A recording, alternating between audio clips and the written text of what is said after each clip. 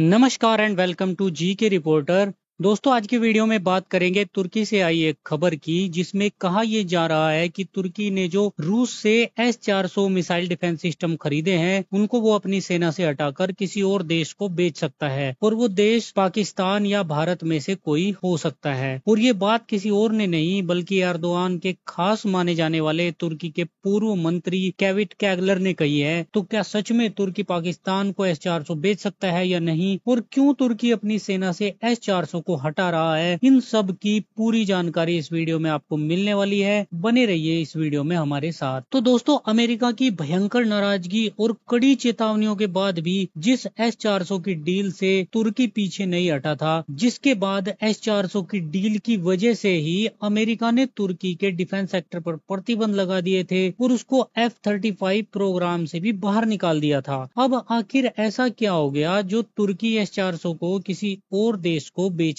जा रहा है? तो सबसे पहले तो मैं आपको इसके पीछे की असली वजह बता देता हूँ, और इसके पीछे की सबसे बड़ी वजह मानी जा रही है एक डील जो हुई है अमेरिका और ग्रीस के बीच। अमेरिका और ग्रीस के बीच F-35 लड़ाकू विमान को लेकर एक डील हुई है, जिसमें अमेरिका ने ग्रीस को F-35 विमानों की बिक्री को मंजूरी दे दी है और ग्रीस को तुर्की अपना दुश्मन नंबर 1 मानता है। तो इस डील के बाद से तुर्की घबराया हुआ है और अब वो चाहता है कि वो भी किसी न किसी तरह से अमेरिका से F-35 लड़ाकू विमान हासिल कर ले, चाहे इसके लिए उसे अपने S-400 को हटाकर किसी और को ही देना पड़े। यहाँ पर एक गौर करने वाली बात ये भी है कि अभी हाल ही में तुर्की ने अपना खुद का एयर डिफेंस सिस्टम बनाने का ऐलान किया है, जिसे स्टील डोम के नाम से जाना जाएगा, और इसे कई एयर डिफेंस सिस्टम का इस्तेमाल कर बनाया गया है। लेकिन आश्चर्यजनक रूप से S-400 का इसमें इस्तेमाल नहीं किया गया है, जो कि दुनिया के सबसे अच्छे एयर डिफेंस सिस्टम में से एक माना जाता है। इससे ये बात साफ हो जाती है कि अमेरिका को खुश करने के लिए कहीं न कहीं तुर्की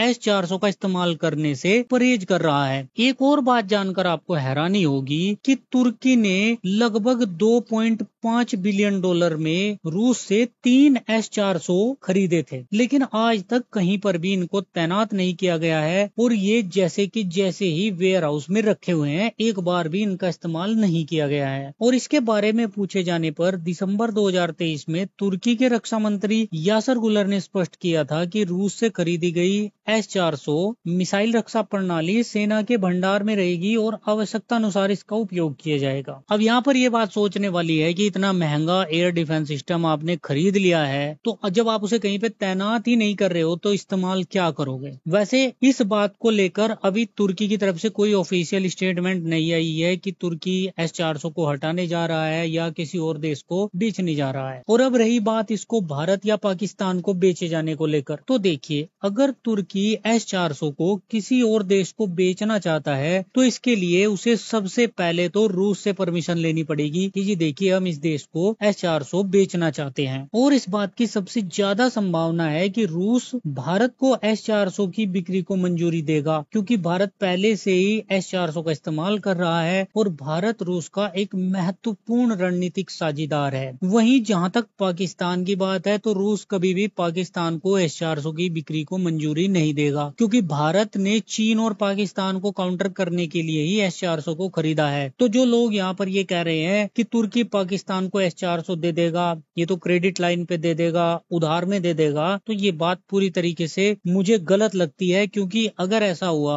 तो भारत रूस के संबंध खराब हो जाएंगे। और ऐसे समय में जब पूरी दुनिया रूस के खिलाफ है, तो रूस ऐसे में कभी नहीं चाहेगा कि भारत के साथ उसके संबंध खराब हो जाएं। हालांकि आप सबका इस पर क्या मानना है, कमेंट करके जरूर बताइएगा। वीडियो को लाइक और चैनल को सब्सक्राइब करना मत भूलिएगा। Thank you so much for watching video.